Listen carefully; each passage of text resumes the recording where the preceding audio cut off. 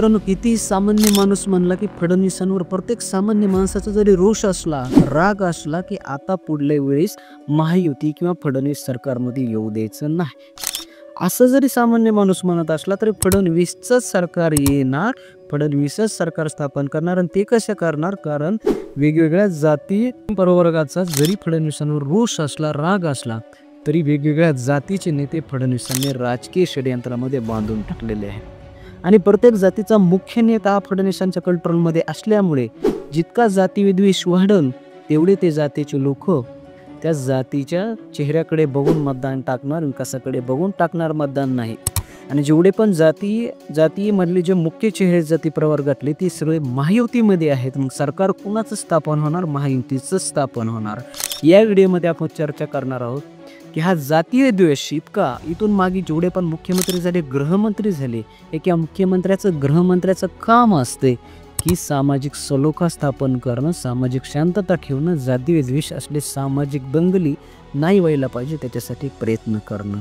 पण फडणवीस एक गृहमंत्री म्हणून, एक मुख्यमंत्री म्हणून फेल ठरलेत का? की इथून मागे एवढे पण मुख्यमंत्री झाले त्यांच्या काळामध्ये कधी एवढा जातीय द्वेष पसरला नाही, मग आताच का फडणवीस साहेब एवढा जातीय द्वेष पसरला, असा जनतेच्या मनातला प्रश्न आहे. आणि दुसरा प्रश्न असा आहे की या मुद्द्यांमध्ये जो एक शेतकरी आहे तो कसा भरडून जातो? कारण सगळ्यात जास्त मीडिया जो आहे तो फक्त ह्या जातीच्या दंगली, त्या जातीच्या दंगली, त्या जातीच्या मोर्चे, पण याच्यामध्ये एक सामान्य शेतकऱ्याचा एकही मुद्दा कोणी उचलत नाही. त्याबद्दलही आपण चर्चा करणार आहोत. शेवटपर्यंत व्हिडिओ बघा, दिल्लीच्या पत्तापर्यंत हा व्हिडिओ न्यायचा आहे आपल्याला आणि तुमच्या मनातले प्रश्न मी या व्हिडिओमध्ये मांडतो. तर नमस्कार, मी माऊली मुरकुटे, तुम्ही पाहताय माऊली मुरकुटे ऑफिशियल यूट्यूब चॅनल. तर मित्रांनो, पहिला प्रश्न असा आहे की बघा इकडं बघा, एक ओबीसी नेतामधून छगन भुजबळ, पंकजा मुंडे, धनंजय मुंडे, एक पडळकर किंवा जे राम शिंदे आहेत, अशा वेगवेगळ्या ओबीसीच्या नेत्यांना पुढं केले जाते. फॉर एक्झाम्पल, आता वंजारी समाज म्हटलं की मुंडे घराण्याच्या मागे चालणार, मुंडे घराणं जण. दुसरा माळी समाज आणि इतर ओबीसी समाज म्हणलं की छगन भुजबळांच्या मागे चालणार. आणि जे राम शिंदे आहेत, दत्ता भरणे आहेत, पडळकर आहेत, यांच्या मागे धनगर समाज पळणार. आणि यांना पुढे करायचं आणि सामाजिक कार्यकर्ते म्हणून लक्ष्मण हाके. मग हे सगळे जर कोणाची वाई करणार किंवा कोण सगळा ओबीसी समाज कोणाच्या पाठीमागे उभारणार, या सगळ्या ओबीसी नेत्यांचे. आणि सगळे ओबीसी नेते कोणामध्ये आहेत? सगळे महायुतीमध्ये आहे, लक्षात ठेवा. आणि मराठा समाजामध्ये जरांगे पाटील हे कधी तुम्हाला एकनाथ शिंदेची वाही करताना दिसणार, किंवा चांगले आहेत एकनाथ शिंदे वगैरे की म्हणजे एकनाथ शिंदेच्या मागं पूर्ण मराठा लॉबी तयार केली जाते. पूर्ण ओबीसी समाज हा इतर ओबीसी नेत्यांच्या पाठीमागे केला जातो. मग एकनाथ शिंदेही महायुतीमध्ये, आणि छगन भुजबळ, मुंडे असतील, पडळकर असतील, हे सगळे ओबीसीवाले ते पण महायुतीमध्ये.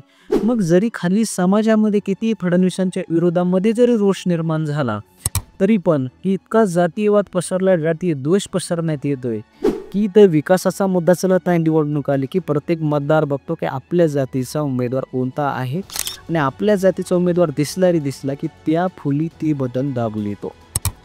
त्या जातीच्या उमेदवाराला फक्त जात पुढे लावायची, विकास काम दाखवायचं नाही, जातीवर तो उमेदवार निवडून येणार.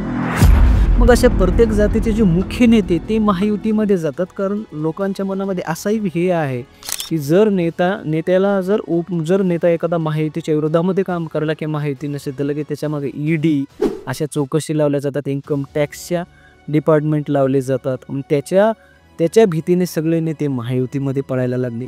मग सगळे जे मुख्य जे वेगळे जाती प्रवर्गाचे नेते ते सगळे महायुतीमध्ये आहेत. मग फडणवीसांवर कितीही रोष असला तरी हे जे मुख्य नेत्यांमुळं सगळे महायुतीचेच नेते निवडून येणार. मग डायरेक्ट मुख्यमंत्री कोण होणार? फडणवीसच मुख्यमंत्री होणार आणि फडणवीसच सरकार स्थापन करणार. हे फडणवीसांनी टाकलेला राजकीय डाव आहे. दुसरा प्रश्न आहे मित्रांनो की इथून मागे जेवढे पण मुख्यमंत्री झाले, फॉर एक्झाम्पल उदाहरणार्थ गोपीनाथ मुंडे बी गृहमंत्री होते.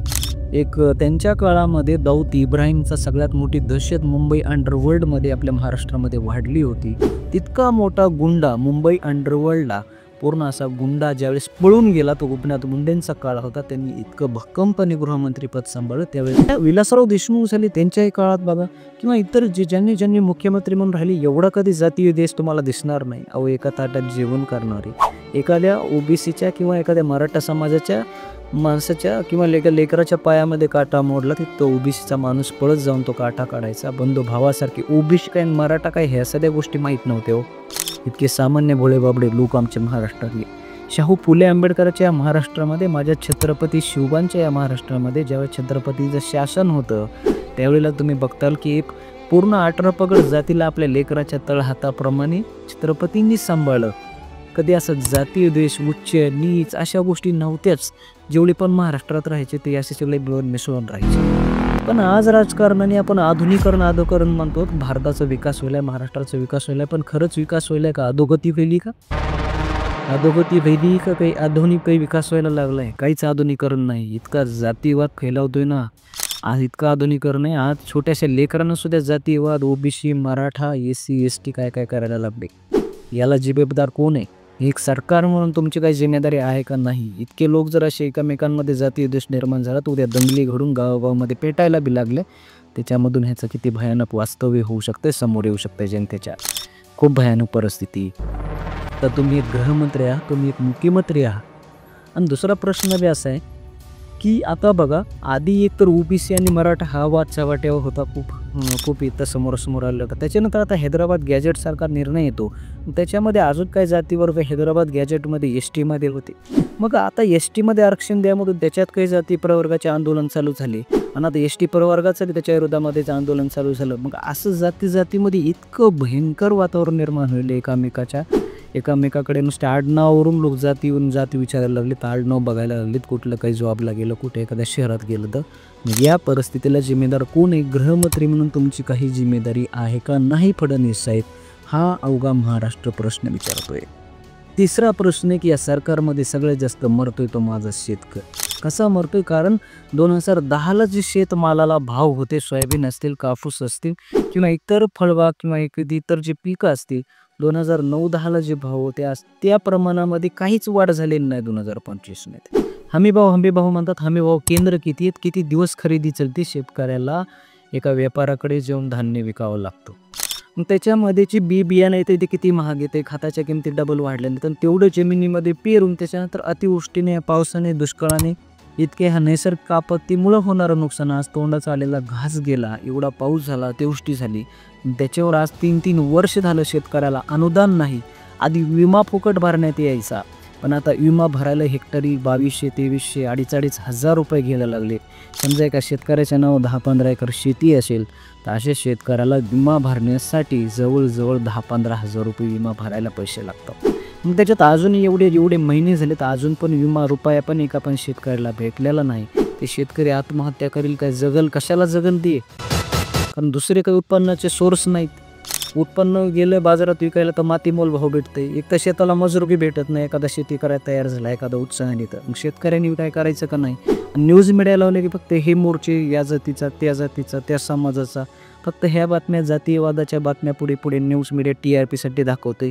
सरकारला की तेच पाहिजे की जेवढे अशा बातम्या चालतील तेवढे एक जी कुठे समस्या आहेत त्या पुढे येणार नाही. त्याच्यामुळे सरकार पण मजेत आहे, आरामात आहे. जाती दंगली पेटवायच्या, मग जाती चलू द्यायचं. शेवटी सरकार बरोबर त्या जातीचे नेते आपण मग ते लढते आणि आपण मग ते हे मुख्यमंत्री होते, आमदार होते. पण सामान्य जनतेचे काही प्रश्न आहेत, शेतकरी याच्यामध्ये किती मरतोय, आणि हेही सामान्य जनतेच्या मनामधून एक प्रश्न आहे की आम्ही महायुतीला मतदान केलं, BJPला मतदान केलं, एकमेव नरेंद्र मोदी यांचा चेहरा आणि नरेंद्र मोदी यांनी भक्कम घेतलेले निर्णय या देशासाठी, त्यांच्या चेहऱ्याकडे बघून आम्ही मतदान केलं, ना की फडणवीसांच्या चेहऱ्याकडे बघून आम्ही मतदान केलं. त्यामुळे ह्या भ्रमामध्ये राहू नका की कधी सरकार पडणार नाही. जनतेने जर मनाव घेतलं तर सरकार किती आले आणि किती केले. त्यामुळं वेळीच सावध व्हा आणि आपण कुठल्या एक बाजू घेत नाहीत एखाद्या पक्षाची काही. आपलं हे स्वतंत्र व्यासपीठ आहे आणि जनतेच्या प्रत्येक सामान्य माणसाच्या मनामधली महाराष्ट्राच्या निवेदना इथे मांडतोय. मित्रांनो, व्हिडिओ थोडा मोठा होतोय, तरी पण तुम्ही हा व्हिडिओ शेवटपर्यंत पाहिला आणि तुम्हाला जर माझी व्हिडिओ आवडत असतील, इथून मागे पण मी खूप सारे या सामाजिक मुद्द्यांवर व्हिडिओ बनवलेले आहेत. ही खूप मोठी लिस्ट आहे. हे सगळे व्हिडिओ पहा आणि तुम्हाला जर माझं हे सगळ्या गोष्टी आवडत असतील, माझं हे मत आवडत असेल आणि माझं काही चुकलं असेल तेही माफ करा. आणि आपले जर व्हिडिओ आवडत असतील तर सबस्क्राईब करा, घंटी बेल आयकॉन ऑन ठेवा, म्हणजे तुम्हाला नोटिफिकेशन पडेल. कमेंट बॉक्समध्ये टाका आणि जास्तीत जास्त शेअर करा, जास्तीत जास्त समाजाला जागरूक करा. आपण एक बंधू भावासारखे आहोत, जातीमध्ये लढू नका. आणि आपल्या रक्तामध्ये दम असेल ना, तर आपण ओपनमधून काय खुल्या स्पर्धेतून कसली सीट, कसली नोकरी मिळवू शकतो. त्यामुळे जातीय द्वेष करू नका. सर्व समान हक्काची मागणी करा. शिक्षण सर्वांना फ्रीमध्ये असायला पाहिजे. जसं अन्न, वस्त्र, निवारा ह्या गरजा आहे, तसं शिक्षण ही गरज झालेली आहे. सरकारचं ते काम आहे. याच्यासाठी आपला लढा निर्माण करा की शिक्षण सर्वांना फुकट झालं पाहिजे, फ्रीमध्ये झालं पाहिजे. आणि आर्थिक निकषावर आरक्षण द्या. परत आम्हाला जातीयवाद नको. एवढं बोलून थांबतो बाबा. तेवढं माफ करा, काय चुकलं असलं तर कमेंट बॉक्समध्ये सांगा.